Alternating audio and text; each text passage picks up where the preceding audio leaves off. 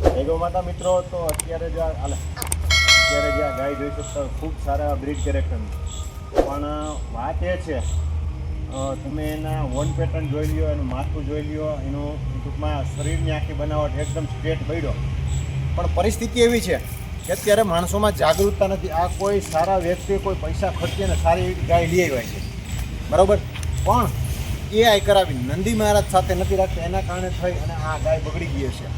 ખૂબ સારા એવા breed character તમે આમ જોતા હશો કે આપણે ઘણા બધા બ્રીડ કેરેક્ટરમાં, એટલે કે મોહન છે, પ્રદીપસિંહ બાપુનો જે ટૂંકમાં નંદ છે, આ બધા જ એના વન પેટર્ન એટલે કે એના સિંગના પેટર્ન મળતા આવે.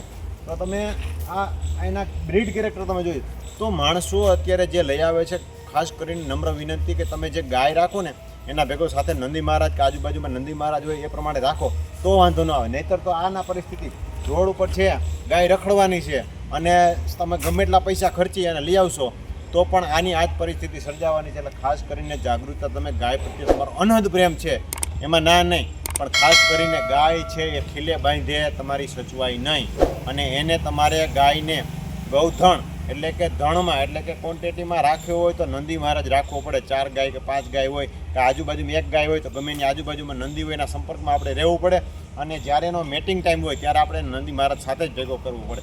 માત્ર AI છે તો વિકલ્પ છે, એ પરમેનન્ટ નથી. એટલે નંદી મહારાજ સાથે ખાસ કરીને આવા બ્રીડ કેરેક્ટરવાળી કમસે કમ સારા બ્રીડરના ત્યાં હોય એટલે 2 થી 2.5 લાખ રૂપિયાની ગાય ગણાય.